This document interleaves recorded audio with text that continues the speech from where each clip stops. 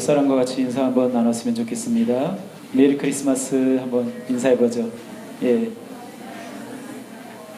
메리 크리스마스 인사 한번 해보세요. 메리 크리스마스. 하나님이 당신을 사랑하십니다. 예, 메리 크리스마스. 다음 주에 우리 성탄 축하 예배 드리는데 미리 이렇게 인사하면서 주님 안에서 사랑의 교제 나눴으면 좋겠습니다. 우리 지난주에 이어서 첫 번째 크리스마스 하나님의 기적을 일으키는 삶, 오늘 두 번째 시간입니다. 그래서 이 말씀 한번 같이 또 생각해보고 같이 나누는 시간 갖도록 하겠습니다. 요즘 이정님의 힐링이라는 방송을 자주 듣습니다. 기독교 방송인데 그것이 유튜브에 올려져 있어서 보고 있습니다. 사실은 제가 좋아하는 찬양 사역자가 인도를 해서 보고 있습니다.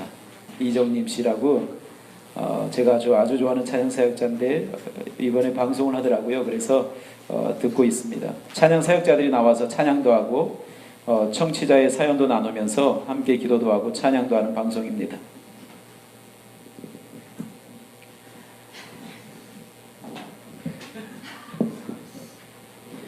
그 방송 가운데 65세 된 권사님이 사연을 보내셔서 소개를 하는데 그 내용이 이렇게 시작을 합니다. 저는 우리 집에서 막내입니다. 65세인데 시어머니가 92세, 친어머니가 86세, 두 분을 모시고 사는 막내입니다. 그런데 사연 내용을 보니까 기가 막혀요. 결혼한 지 3년 만에 남편과 사별하고 시모를 모시고 살았다고 합니다. 그리고 친어머니도 모시고 사는데 그런데 두 분 다 지금 치매시래요. 한 분의 치매도 힘든데 두 분이나 치매 걸렸으니 얼마나 힘들겠습니까? 근데 본인의 연세도 65세나 되셨는데 한 분은 남편의 어머니이니까 또 한 분은 자신을 낳아주시고 키워주신 분이니까 하면서 두 분을 모시고 산 거예요. 그런데 이분이 두 분을 모시고 살다 보니까 힘이 드니까 사회복지사 공부를 해서 사회복지사 자격증을 취득을 했어요. 그래서 사회복지사가 됐다고 합니다. 그래서 이제 두 분을 모시면서 돈을 벌 수 있어서 너무 기분 좋다고 방송에 사연을 이렇게 올린 거예요. 그런데 신청곡 제목이 뭐냐면 평화로다. 치매 걸리신 어머니하고 자기가 그렇게 자주 부르는 찬양 평화로다. 내 영혼이 지극히 깊은 데서 맑은 가락이 울려나네. 그럴 수 있을까요? 저는 이분 사연을 들으면서 받아 적었어요. 여러분들과 나누려고. 다른 게 기적이 아니라 이런 게 기적이다 라는 생각을 해봤습니다. 지난주부터 우리는 하나님의 기적을 일으키는 삶에 대해서 나누고 있습니다. 하나님의 기적이 일어나려면 절망적인 상황이라는 것이 전제되어야 한다고 말씀드렸습니다. 그 절망을 표현하는 그림 중에 성경에 아주 적절한 그림이 하나 나오는데 그것이 무엇이냐면 풍랑이는 바다 위를 위태롭게 항해하는 제자들의 모습입니다. 찬송가에 있어요. 제가 불러볼래요. 기타가 좋아. 기타. 네. 이거 제가 기타가 지금 낙연이 주로 맞춰져 있어서 제가 매면 아마 이 정도 내려올 것 같아요. 보겠습니다. 얼마나.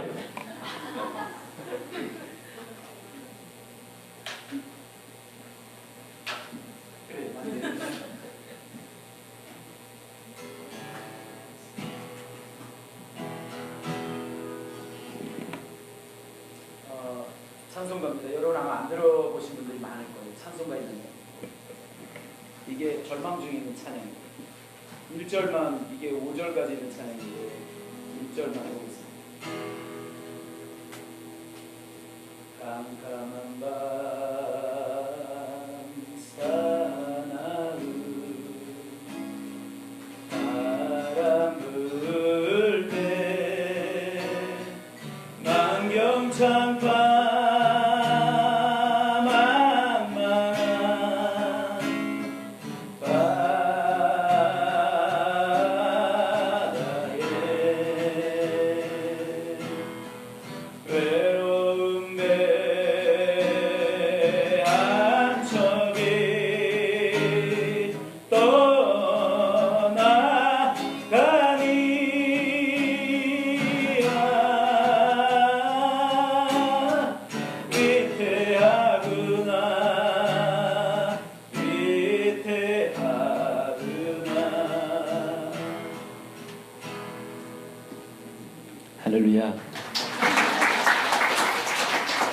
아, 이게 아닌데. 하여튼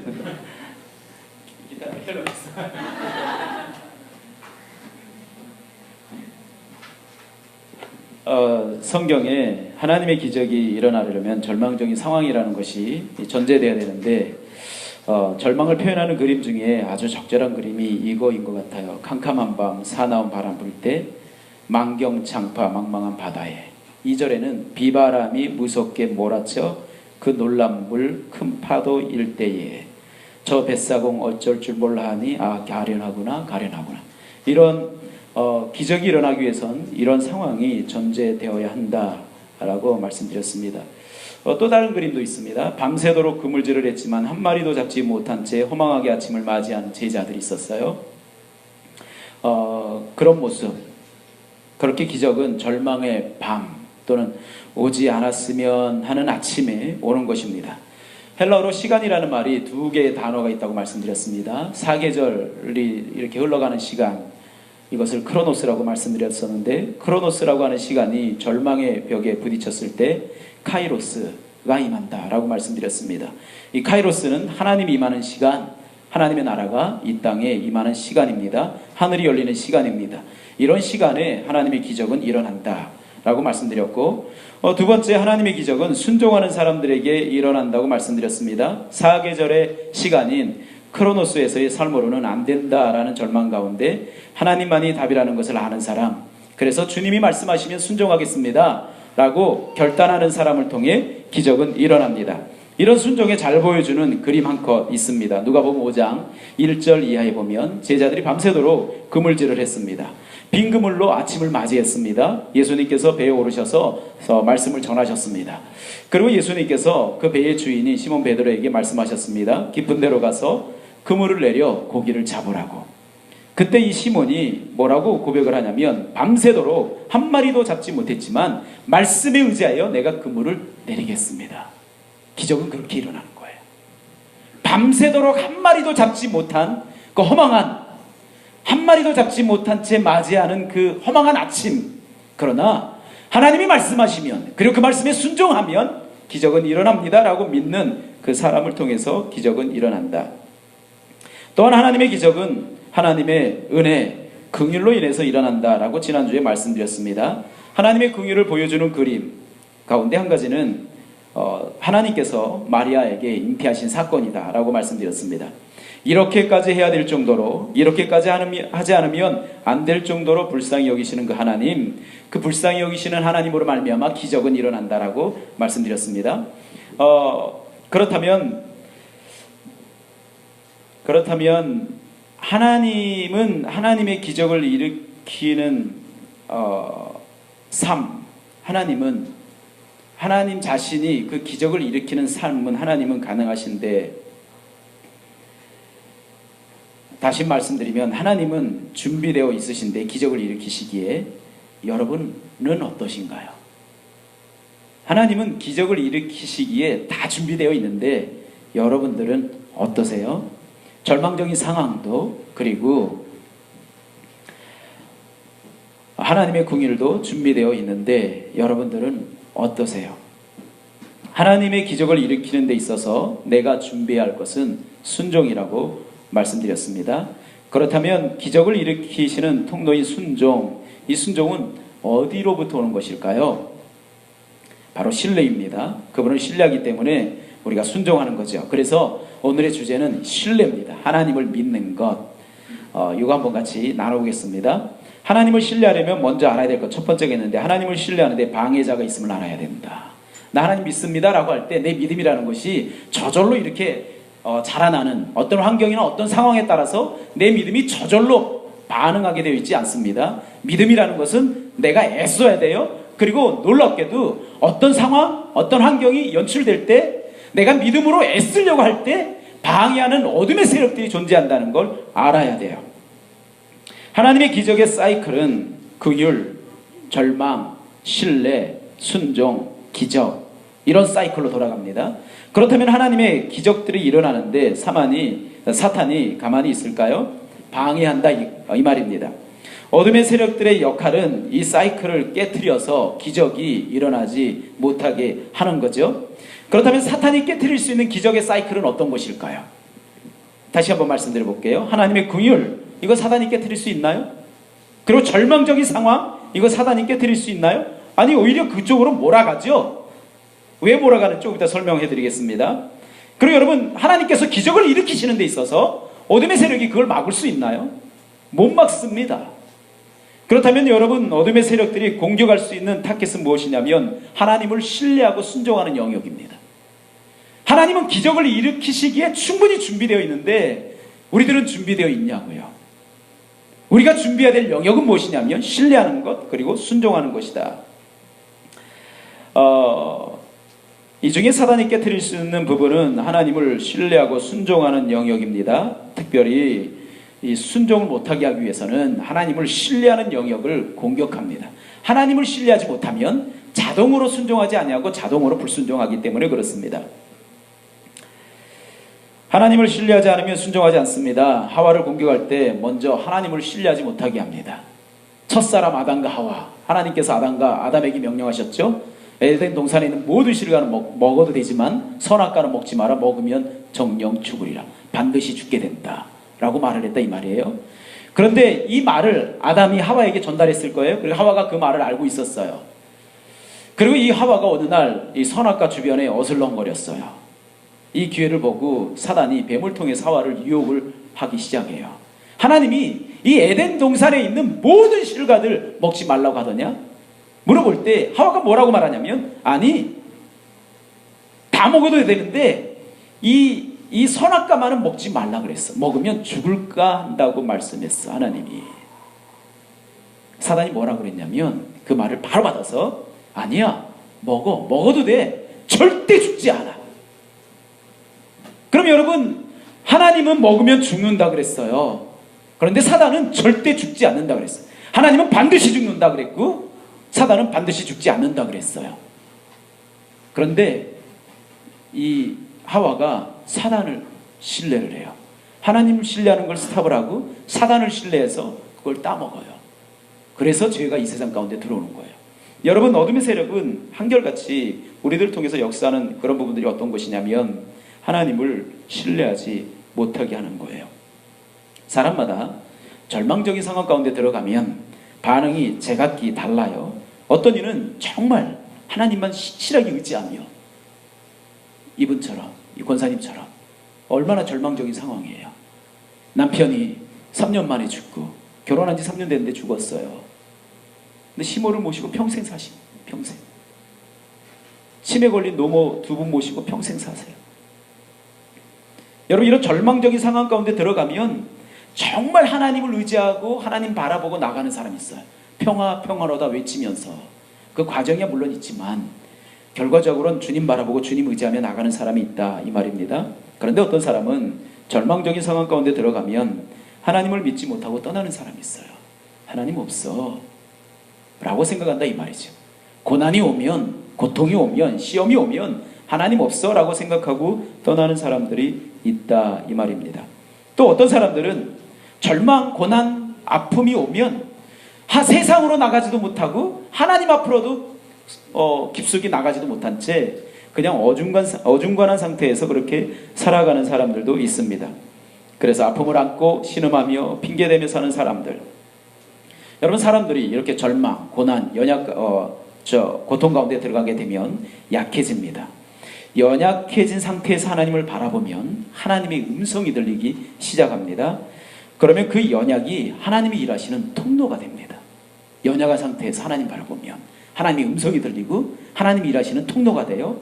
그런데 반대로 연약한 가운데 하나님을 바라보지 아니하고 세상을 바라본다거나 연약한 나를 바라본다거나 연약하게 하는 어떤 일을 바라본다고 한다면 기억하십시오. 하나님의 음성 못 듣습니다. 그때부터 누구의 음성을 듣게 되냐면 사단의 음성을 듣게 됩니다. 그리고 인간적인 생각, 이것이 나를 지배하게 됩니다. 그렇게 연약해진 상태에서 자신이나 타인이나 환경을 바라보면 사단의 음성이 들려요. 그리고 사단이 일하는 통로가 돼요. 똑같은 연약인데 연약한 상태에서 하나님을 바라보면 하나님의 음성이 들리지만 연약한 상태에서 나를 바라보고 환경을 바라보고 다른 이들을 바라보면 사단의 음성이 들려요. 그리고 나의 생각이 나를 지배해요. 그리고 사단이 그 사람을 이끌어가요. 여러분 연약한가요? 부족한가요? 절망 가운데 있나요? 지치고 피곤한가요? 누굴 바라보나요? 하나님인가요? 아니면 자신의 연약함이나 타인의 연약이나 절망적인 환경인가요? 만약에 하나님이 아니라면 사단이 주는 감정과 생각이 여러분들을 지배하게 될 것입니다.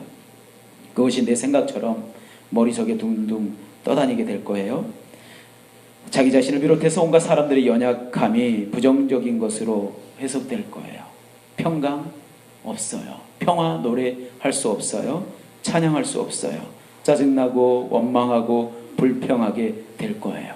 그럼 사단의 음성 또는 내 생각들 어떤 것이 있냐면 그 중에 몇 가지가 있다고 한다면 이런 것들이에요. 하나님은 너를 사랑하지 않으셔. 대표적인 것 중에 하나. 하나님이 너를 사랑하지 않으셔. 나를 사랑한다면 내 삶 가운데 이런 일이 일어나지 않았을 거야. 하나님은 너의 기도에 응답하지 않으셔. 생각외로요, 성도들이요, 하나님이 내 기도 들으신다는 이런 믿음 없는 사람들이 되게 많아요. 생각외로. 하나님이 여러분들의 기도를 들으세요? 그거 의심하는 사람들 되게 많아요. 다시, 하나님이 여러분들의 기도를 들으시나요? 그런데 왜 화요 모임 안 나와요? 하나님 여러분들의 기도를 들으세요? 기도하시나요? 죄송하지만 하나님이 내 기도는 안 들으실 것 같아. 이런 생각 가운데 살아가는 사람들이 있어요. 목사님, 사모님, 집사님, 장로님, 이런 권사님 이런 분들의 기도는 하나님이 들으셔도 내 기도는 하나님이 안 들으실 것 같아 라고 생각하는 사람들이 있다고요. 또는 여러분, 하나님이 너를 기뻐하지 않으셔. 이것 때문에 그러겠죠. 하나님이 나를 기뻐하지 않으셔. 그러니까 하나님이 내 기도 안 들으셔. 이렇게 생각하는 사람이 있다 이 말입니다. 또는 하나님이 나를 심판하실 거야. 이렇게 생각하는 사람도 있어요. 하나님 나를 심판하실 거야. 나의 삶에 하나님의 기적은 일어나지 않을 거야. 하나님은 나 같은 거에 관심 없어. 자기가 자기에게 막 이래. 그런데 자기가 자기에게 얘기하는 것 같지만 사단이 주는 생각들이라고. 내 생각처럼 교묘하게 역사를 해서 사단의 생각처럼 그렇게 이야기를 한다고요. 지금 제가 몇 가지 말씀드렸는데 여기에 해당되는 사람들 많을걸요? 하나님이 나에게 관심 없을 것 같아. 하나님이 내 기도 안 들으실 것 같아. 하나님이 날 사랑하지 않는 것 같아. 더 나아가서 하나님이 나를 심판하실 것 같아. 이런 생각 가운데 살아가고 있다면 여러분들 하나님을 바라보고 있지 않는 거예요. 여러분 자신을 바라보는 거예요. 환경을 바라보는 거고 다른 사람을 바라보는 거예요. 하나님을 바라보고 예수 그리스도의 십자가를 바라봤다면 그렇게 생각할 수 없어요. 여러분, 어둠의 세력들은 이렇게 온갖 의심의 오물들을 우리들에게 쏟아붓습니다. 그런데 우리는 그것을 너무 당연시하고 자연스러워합니다. 왜냐하면 우리는 너무나 쉽게 상하는 감정과 이 반역의 의지를 가진 채로 태어났기 때문입니다. 그렇게 약해진 상태에 있는 사람은 하나님의 말씀이 진리가 아니라 자신의 인간적인 생각, 사단의 생각들이 진리인 것처럼 그것을 붙잡고 묵상하고 되새김질하고 방황하는 존재로 살아가게 됩니다. 여러분, 말씀을 묵상하지 않아요. 그리고 진리가 말씀이 되지 않아요. 내 생각, 사단이 주었던 생각들, 그것이 진리예요. 그걸 붙잡고 살아요. 그게 이끄는 대로, 그게 나로 하여금 생각하는 대로 살게 한다 이 말입니다. 그러므로 하나님을 신뢰하지 못하게 하는 생각과 잘못된 신념, 이런 것들을 회개하셔야 돼요. 여러분, 우리가 베드로를 얼마나 깊이 보나요? 깊이 본다는 말이 무슨 얘기인지 알아요? 베드로 형님 우리가 얼마나 가볍게 여겨요? 근데 오늘 제가 어제하고 오늘 말씀을 준비하면서 야, 베드로 형님 진짜 대단하신 분이다. 왜냐니까 그 풍랑이는 바다 위에 이 제자들이 그 풍랑을 헤쳐서 전진하려고 할 때 전진하지 못하잖아요. 곧 이게 뒤집혀질 정도로. 그래서 예수님께서 안개를 헤치고 그 풍랑 가운데 바다 위를 걸어오시잖아요. 제자들이 유령이라고 놀라잖아요. 예수님께서 나다 그러시잖아요. 그 베드로가 뭐라고 고백하죠? 주님이라면 나로 걷게 해주세요. 베드로가 실제로 배 밖에 발을 내딛었다는 거예요. 배 밖에. 실제로. 잔잔한 바다에서 베드로가 수영을 잘해요. 성경에 보면. 요한복음에 보면 수영하는 장면이 나와요. 달리기 하는 장면도 나오고. 어부 출신이니까 수영 잘하겠죠. 근데 그 바다는 일반 바다, 잔잔한 바다가 아니라 집어삼킬 듯이 풍랑이 있는 그런 바다예요. 그런 바다를 주님이라면 나로 하여금 배에서 나와 걷게 걸으라고 명령해 주십시오. 그리고 실제 걸으라 그러니까, 나오라 그러니까 실제 발을 내딛어요. 그리고 몇 발자국 가다가 빠져가지만 중요한 건 배 밖으로 발을 내딛는, 배 밖으로. 이게 믿음이에요. 이게 주님을 믿는 사람은 배 밖으로 발을 내딛어요. 주님을 믿는 사람은. 그런데 주님을 신뢰하지 않는 사람들은 예수님을 믿는다, 하나님을 믿는다라고 말을 하지만 그 배 안에서, 풍랑이 있는 배 안에서 여전히 두려워하고 낙심하고 좌절하고 그 현장 가운데 계시는 하나님, 예수님 전혀 생각하지 아니하고 믿지 아니하고 그냥 두려운 가운데 좌절 가운데 배 밖에 발 한 발자국도 내놓지 못하고 배 안에서 그렇게 주저하고 두려워하고 살아간다고요. 믿음은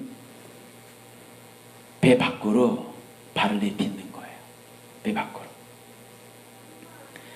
여러분, 제가 어제 카톡 기능 중에 한 가지를 알았어요. 여러분 모르는 사람들 많을걸요? 카톡 기능 가운데 이거 아는 사람 한번 손 들어봐요. 카톡 기능 가운데 이런 기능이 있어요. 사진, 영상 보면서 얘기하는 거, 그거 얘기하려는 거 아니에요. 카톡 기능 가운데 자기한테 보낼 수 있는 거 있어요. 자기한테 톡을 보낼 수, 알아요? 많이 아는구나. 모르는 사람 많네. 아는 사람 몰라. 많이 안 해? 나는 나와의 채팅? 그래서 제가 채팅을 했습니다. 어제 저한테. 요즘 왜 그래? 그러게 자꾸 처지고 지치네. 그래서 제가 오늘 아침에, 어제 이렇게 하고 오늘 아침에 이렇게 보냈어요. 일어나서 한 발자국씩 걸어봐. 주님이 걷고 뛸 수 있는 힘 주실 거야.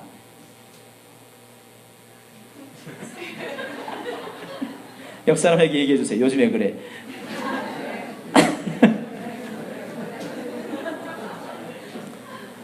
그러게 자꾸 처지고 지치네.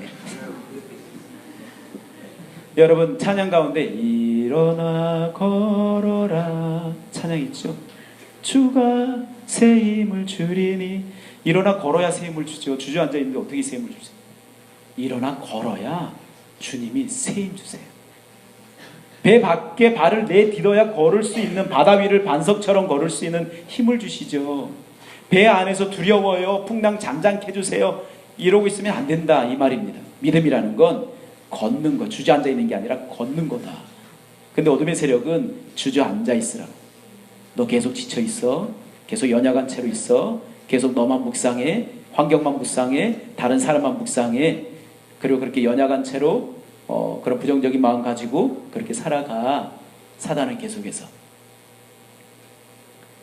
그래서 여러분, 하나님을 신뢰한다라고 할 때 중요한 요소 중에 한 가지가, 내가 하나님을 신뢰한다는 이 신뢰가 어떤 상황이 연출되면 저절로 되는 게 절대 아니다. 내가 애써야 되는 어떤 것이기도 하지만 내가 애쓰려고 할 때 어둠의 세력들이 방해한다. 하나님을 신뢰하지 못하도록, 하나님을 보지 못하도록 자꾸 다른 것을 보게 해요. 나의 연약들, 우리 환경들, 다른 사람들. 그게 전부 다 걸림돌이 돼요. 그래서 하나님 앞으로 못 나가요. 바라기는 제발 사단이 주는 잘못된 생각들, 신념들을 하나님 앞에 회개하시고, 진리가 아닌 것을 진리처럼 붙잡고 따랐던 것들 하나님 앞에서 회개하시길 바라겠습니다. 일어나 걸으십시오. 주님이 새 힘 주실 겁니다. 두 번째, 신뢰라는 건 하나님을 바라보는 거예요. 따라서입니다. 하나님을 바라보는 것. 하나님을 바라보는 것인데, 하나님의 기적을 체험했던 수많은 사람들은 모두 다 순종하는 사람이었어요. 그리고 그 순종은 하나님을 온전히 신뢰하는 데 기반을 두고 있어요. 여러분, 마리아, 요셉, 첫 번째 크리스마스의 주인공이죠. 둘이 정혼한 사이였어요. 동거하지 않은 상태에서 정혼한 상태에 있을 때 천사가 마리아에게 나타나서 하나님의 능력이 너에게 임하고 성령의 능력이 너에게 임하면 너가 하나님의 아들을 잉태하게 될 것이다 라는 수태고지라는 이런 고지를 해줘요. 그럴 때 마리아가 나는 남자를 알지 못합니다. 그런데 어떻게 이런 일이 있겠습니까? 라고도 얘기하죠. 중요한 건 마리아가 결론적으로는 주의 말씀대로 내게 이루어지이다 라고 고백을 하고, 그리고 예수님께서 잉태하시고 이런 일들이 일어나죠. 그런데 그런 상황 가운데서 마리아가 만약에 천사가 나타나서 아기가 하나님이 아기로 잉태될 것이다 라고 말을 했을 때 마리아가 변명을 한다고 한다면 어떤 변명들이 있을 수 있을까요? 첫 번째는 요셉이 의심하면 어떻게 해요? 요셉이 안 믿고 의심하면 어떻게 해요? 내 남편 델리가 배가 이렇게 불러오는데 나 임신했어요 이러면 누구 애를 이러면 어떻게 해요?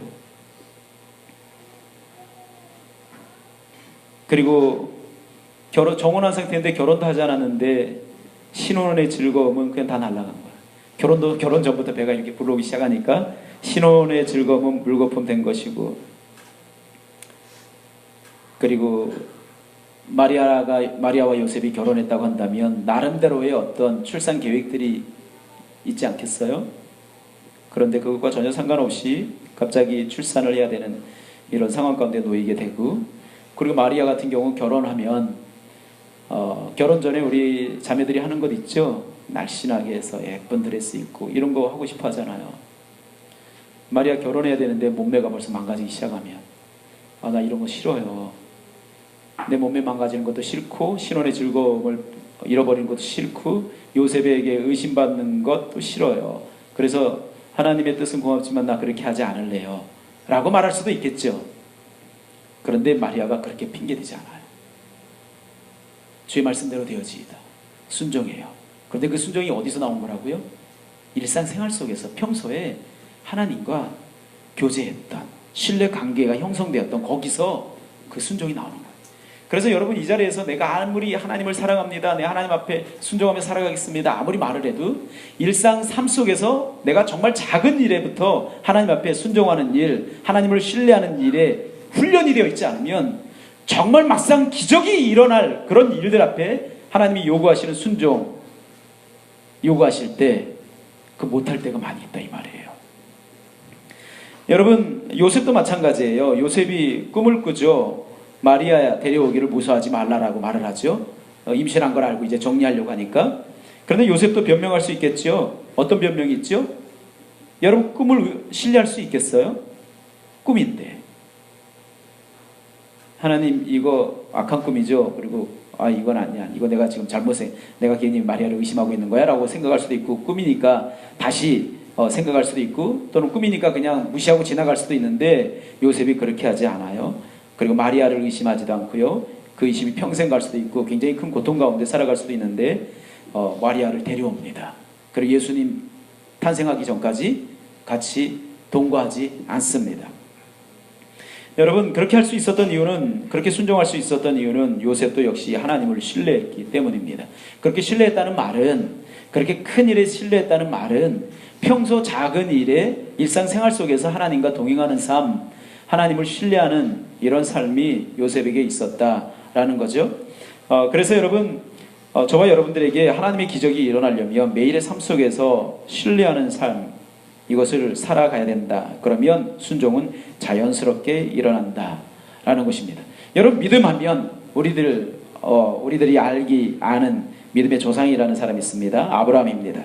아브라함이라는 이름으로 75세에 부름받습니다. 그때 하나님으로부터 받은 말씀이 창세기 12장 1절에서 3절입니다. 한번 같이 보겠습니다. 믿음의 조상 아브라함이 하나님의 말씀을 75세에 받는데 한번 읽습니다. 시작. 여호와께서 아브라함에게 이르시되 너는 너의 고향과 친척과 아비 집을 떠나 내가 내게 보여줄 땅으로 가라. 내가 너로 큰 민족을 이루고 내게 복을 주어 내 이름을 창대하게 하리니 너는 복이 될지라. 너를 축복하는 자에게는 내가 복을 내리고 너를 저주하는 자에게는 내가 저주하리니 땅의 모든 족속이 너로 말미암아 복을 얻을 것이라 하신지라. 아멘. 여러분 75세 하나님께서 아브라함에게 나타나셔서 이 놀라운 약속을 하셨어요. 이게 얼마나 놀라운 약속입니까? 아브라함에게 이르시되 너는 너의 고향과 친척과 아비집을 떠나 내가 너에게 지시할 땅으로 가라. 내가 너로 큰 민족을 이루고 내게 복을 주어 내 이름을 창대케 하리니 너는 따라서입니다. 너는 복이 될지라. 복을 받을 게 아니, 복을 받는다 이게 아니라 너는 그냥 복이 될지라. 복 자체가 됩니다. 너가.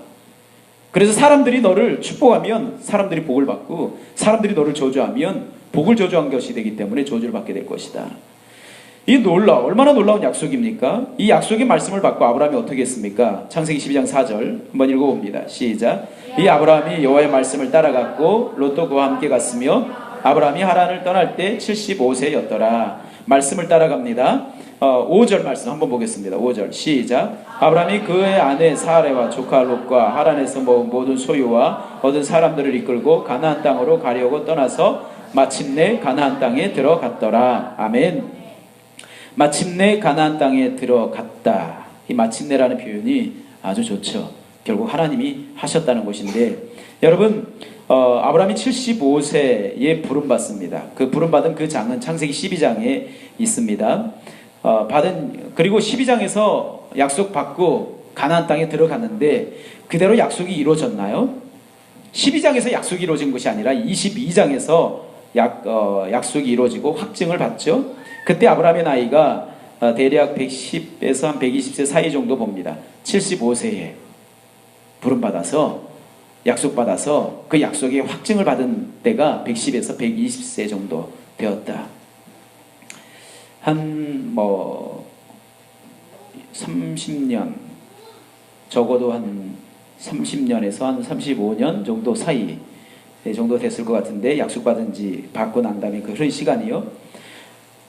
그 창세기 22장에 그리고 나이가 그렇게 많이 돼서 아브라함이 약속을 확증받은 이유가 있었습니다. 그때 무슨 사건이 있었는데 그게 무슨 사건이냐면 사랑하는 독자 이삭을 번제로 바치라는 하나님의 명령이 떨어집니다.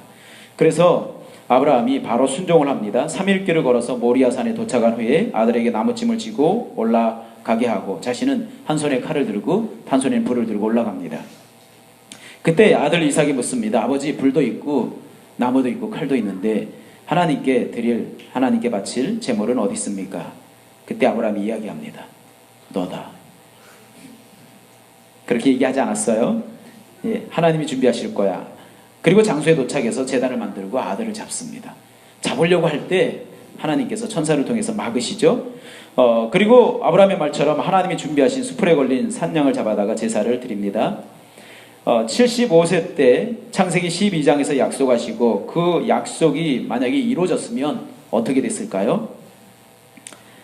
75세 때 창세기 12장에서 약속하시고 만약에 그 약속이 창세기 12장에서 이루어졌다면 75세 때 그 약속이 이루어졌다면 어떻게 됐을까요? 큰 민족을 이루고 이름이 아주 유명한 사람이 되고 복 자체가 되어서 누가 그 사람에게 복을 빌면 이 사람이 복을 받고 누가 그 사람에게 저주를 하면 이 사람이 저주받을 정도로 아브라함이 복의 근원이 돼버리면 아브라함이 어떻게 됐을까요? 만약에 아브라함이 75세 때 약속받자마자 그런 존재가 되었다 라고 한다면 여러분 조금만 상상해봐도 그림이 그려지죠? 하나님은 아브라함을 사랑하시기에 절대 그렇게 하지 않으실 것입니다. 그렇게 하면 아브라함은 교만하게 될 것이고 망하게 될 것이니까 그렇죠. 12장에서 22장까지 하나님은 한 장 한 장 아브라함을 그런 존재가 돼도 망하지 않을 존재로 만들어 가십니다. 완전히 하나님을 신뢰하는 사람으로 하나님께서 만들어 간다 이 말입니다. 여러분들은 여러분들의 삶이라는 성경, 내 세상이라는 삶이라는 성경, 내 세상 12장에서 시작돼서 22장 가운데 여러분들은 몇 장 정도의 위치에 있다라고 생각되어집니까? 여러분들의 장수로 치면. 결국은 우리 하나님은 우리로 하여금 22장에 서게 할 거예요. 내가 가장 사랑하는 것도 내 생명조차도 하나님의 말씀에 순종하여 제사 드리려고 한 손에 칼을 들고 한 손에 불을 들고 산을 오르는 자신을 보게 될 거예요. 그것이 하나님의 열심이고 하나님의 은혜이고 하나님의 긍휼입니다. 나는 하나님을 바라보면 우리를 12장에서 22장까지 끌고 가시는 하나님을 발견하게 될 거예요. 12장에서는 절대 하나님을 신뢰하지 못해요. 하나님의 약속의 말씀 듣고 출발했지만 이 아브라함이 22장까지 보면 좌충우돌하는 사건들이 얼마나 많이 있는지 몰라요. 그런데 결국 22장에 딱 서잖아요. 이 자리에 있는 사람들 전부 다 몇 장에 있는지 저는 모릅니다. 하나님만이 정확히 아시겠죠? 근데 분명한 건 어떤 사람은 12장 있고 어떤 사람은 13장, 어떤 사람은 14장, 어떤 사람은 15장, 어떤 사람은 21장, 어떤 사람은 22장 이 자리에 있을 거예요. 그 사람은 어떤 사람이라고요? 하나님을 바라보는 사람. 여러분들이 하나님을 바라보면 하나님께서 여러분들을 그렇게 하나님을 신뢰할 수 있는 사람으로 끌고 갈 거예요. 목사님, 저는 하나님 창세기 22장에 있는 아브라함의 그 장에 제가 와 있어요. 이런 분 있어요? 할렐루야. 그런 분들이 많이 일어나길 바랍니다. 저는 11장이에요. 저는 1장도 아직 들어서지 못한 것 같아요. 이러면 안 돼요. 예, 하나님을 바라보면 하나님께서 여러분들을 한 장 한 장씩 여러분들의 삶들을 이끌어갈 것입니다. 그렇다면 세 번째 우리들이 생각해 봐야 될 것 중에 한 가지가 어떤 것이냐면 하나님의 무엇을 신뢰해야 될까 이런 거예요. 하나님을 신뢰하자라고 할 때 하나님의 무엇을 신뢰해야 될까? 신뢰한다는 것이 무엇인지도 모르는 분들이 많이 있어요. 도대체 무엇을 신뢰해야 되는지 모르는 분들이 굉장히 많이 있습니다. 그래서 그분들을 위해서 제가 잠깐 설명을 좀 드리도록 하겠습니다. 한 2주 전에 제가 목회자 기도 모임에서 이 자리에서요 기타를 치면서 찬양 인도를 했습니다. 한 달에 한 번 정도 찬양 인도를 하면서 기도 인도를 합니다. 그런데 시작해야 되는데 기타 줄이 안 맞는 거예요. 그래서 선교사님 사모님이 피아노를 치고 제가 기타를 쳐야 되는데 기타 줄이 안 맞아요. 그래서 사모님하고 같이 이렇게 줄을 맞췄어요. 사모님이 피아노를 치니까 아무래도 피아노 치시는 분들이 기가 더 좋잖아요. 그분이 더 올려라 내려라 해서 제가 이렇게 맞췄어요. 그러고 나서 드럼 치니까 다 맞았대요. 저도 맞는 것 같았어요. 그래서 이 자리에 서서 기타를 치면서 찬양 인도를 하는데 첫 곡을 인도하는데 음이 안 맞는 거예요. 묘하게. 야, 이거 어떡하냐. 이제 첫 곡인데 이거 앞으로 몇 곡 이거 찬양하는 동안 계속해서 안 맞으면 이거 찬양 앉아서 듣는 사람들 은혜 안 되는데 어떡하지? 하다가 기타를 보니까 기타 안에 튜닝기가 있습니다. 튜닝기가. 이거는 튜닝기가 없는 기타인데 우리 집에 있는 또 다른 기타는 튜닝기가 있어요. 그래서 제가 합심기도 합시다 하고 합심기도 시키고 제가 여기서 튜닝기로 띵띵띵띵 해서 다 맞췄어요. 그러고 나서 줄을 쳐서 은혜스럽게 제가 기타 찬양 인도를 은혜스럽게 마쳤습니다. 이건 튜닝기가 지금 배터리가 거의 다 됐다 그러는데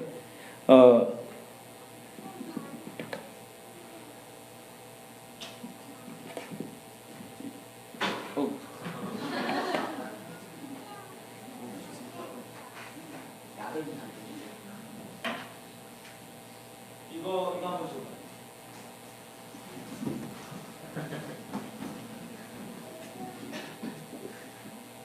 여러분 기타는 12줄짜리 기타도 있지만 일반적으로 6줄짜리 기타를 치죠. 6줄짜리 기타를 치는데 기타는 6째 줄 가운데 한 줄이라도 음이 안 맞으면 소리가 안 되죠. 연주를 못 하죠. 지금 이 기타는 여러분 보시는 것처럼 이거 안 맞네. 이거 안 맞는 거야 지금. 내가 아까 안 맞는 거로 친 거야 지금. 뭐야 낙연아. 안 맞는 기타 친 거야? 뭐야? 이게 안 맞는 거예요? 이게 안 맞는 건데 내가 이거 다 풀으려고 그랬는데 이게 지금 안 맞는 상태. 이게 안 맞는 상태에서 치면 이게 소리가 이상하잖아요. 안 맞죠? 이걸 어떻게 왜 안 맞지? 주 안에 하여튼 이 줄이 안 맞으면요 기타 이게 음이 연주를 못해요. 그리고 줄이 다 맞아도 기타를 오래 놔두면 이 줄색이 변하면서 쳐도 소리가 안 예뻐요. 하나라도 끊어지면 연주를 잘하는 사람은 나머지 가지고 연주하지만 그래도 소리가 어울리지 않아요. 이거 지금 안 맞죠? 안 맞는데 우리 인간 튜닝기 있습니다. 우리 하영이가 한번 한번 맞춰줘. 이거 돼요?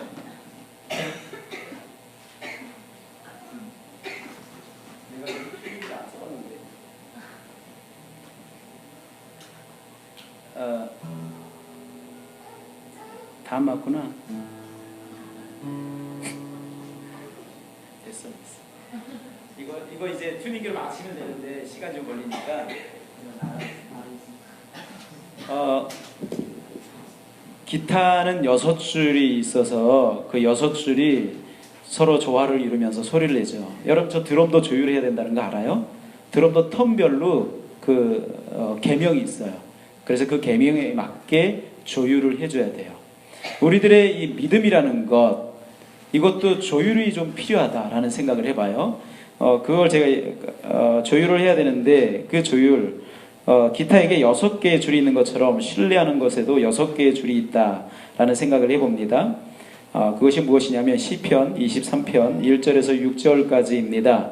한번 같이 1절에서 6절까지 먼저 다 읽고 한번 잠깐 생각해 보도록 하겠습니다. 시편 23편 1절에서 6절 6개의 줄 한번 보겠습니다.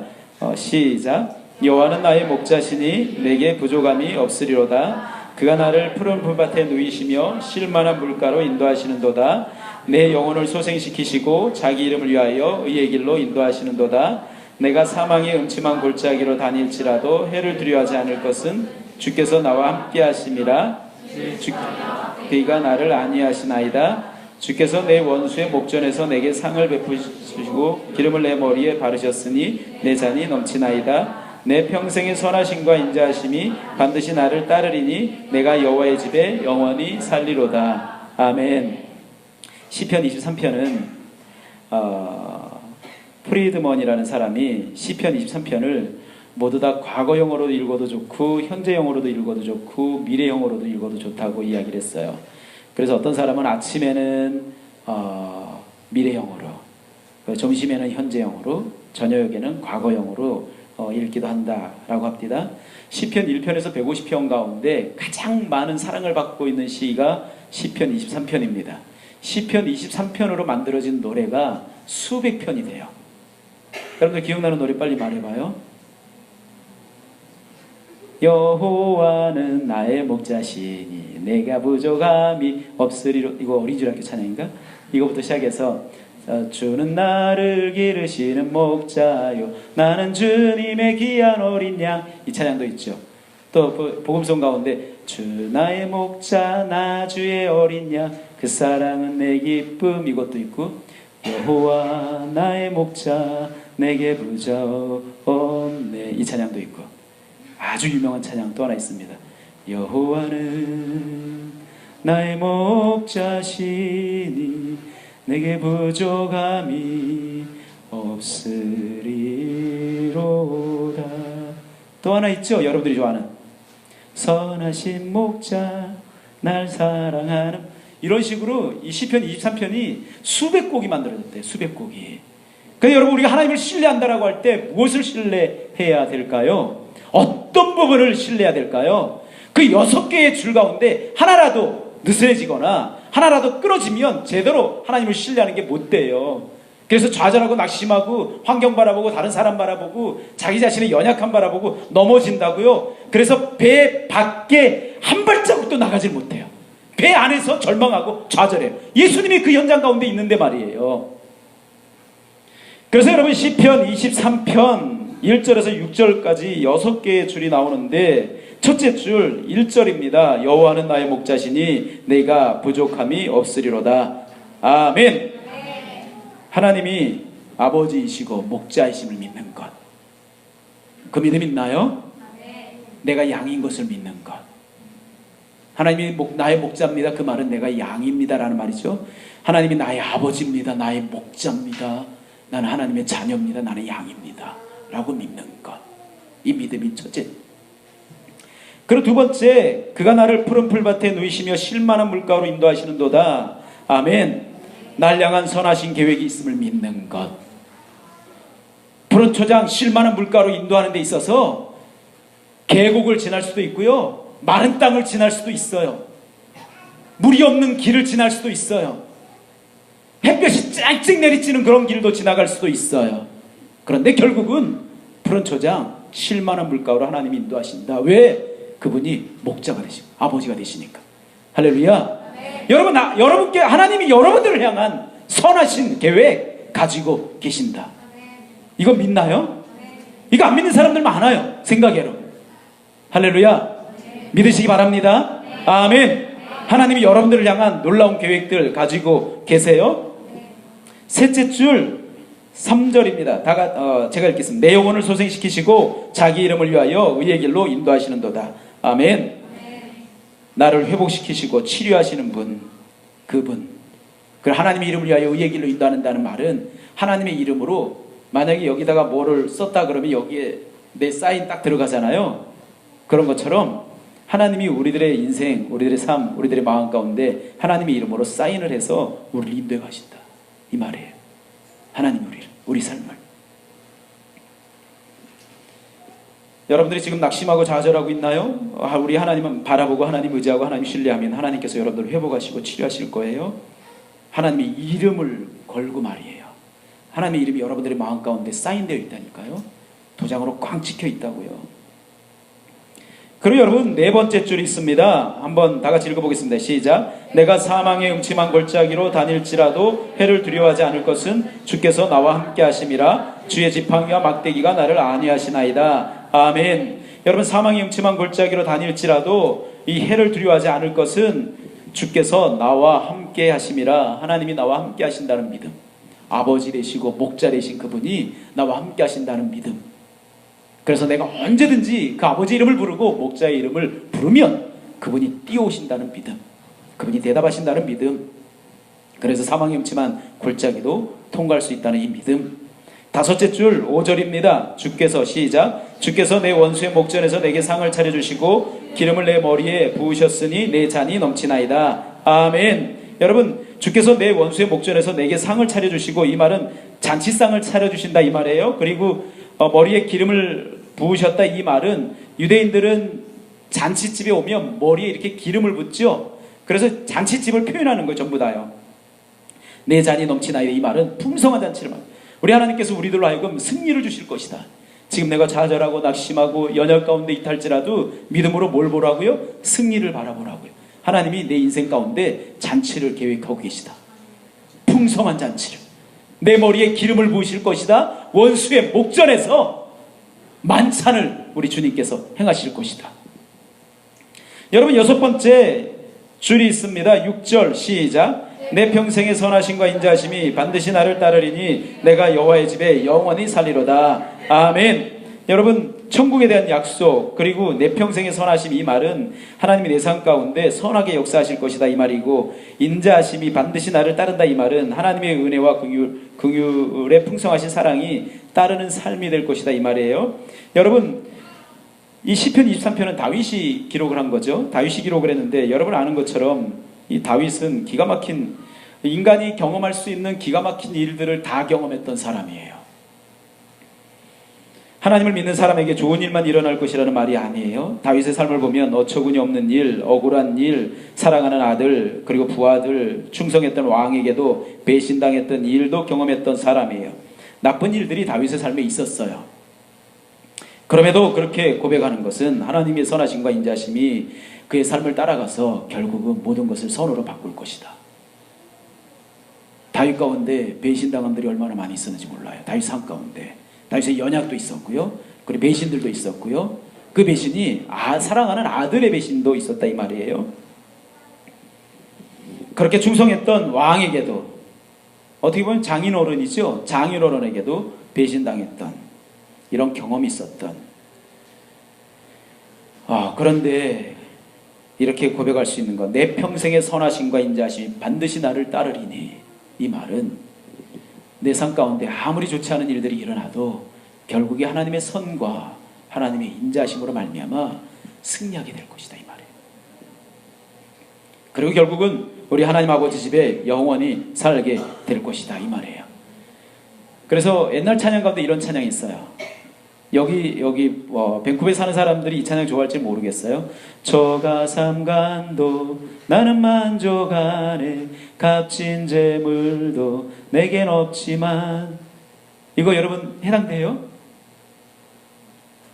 초가 상간이 내게 없고 남친이 없고 여친이 없고 뭐 내게 물질이 없고 뭐 직장이 없고 이래도 나는 만족합니다. 여호와 하나님으로 말미암아. 이럴 수 있나요? 이렇게 찬양한다고. 이렇게. 여러분 지금 저렇게 비가 많이 오는 시즌이고 또 성탄의 시즌인데 옆구리가 허전하신 분들 되게 많잖아요. 이런 찬양 드려보세요. 초가상간도 나는 만족하네.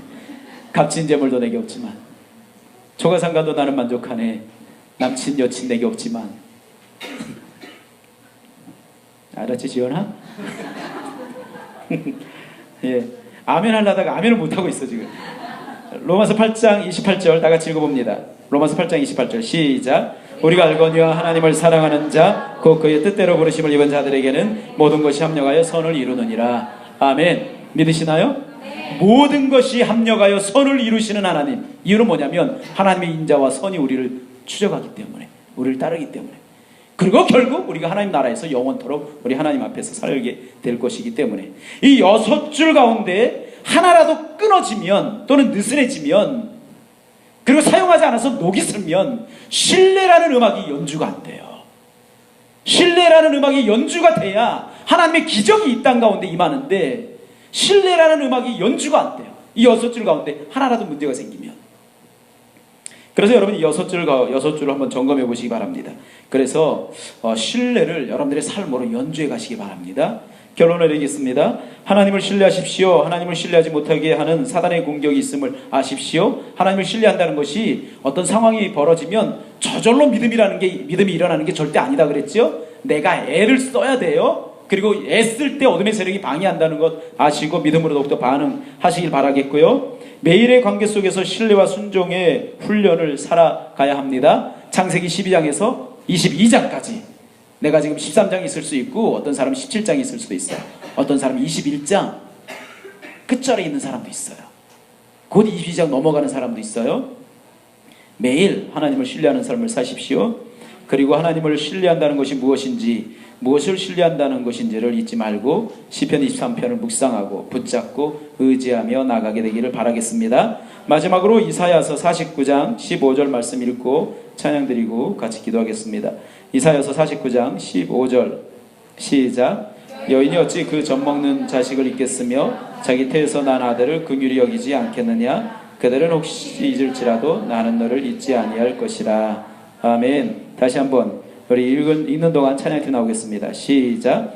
여인이 어찌 그 젖먹는 자식을 잊겠으며 자기 태에서 난 아들을 긍휼히 여기지 않겠느냐. 그들은 혹시 잊을지라도 나는 너를 잊지 아니할 것이라. 아멘. 아멘. 하나님을 신뢰하시기 바랍니다. 믿음으로 여러분들의 배에서 나오십시오. 그래서 우리 하나님 앞에서 한 걸음 한 걸음 전진해 가시기 바라겠습니다.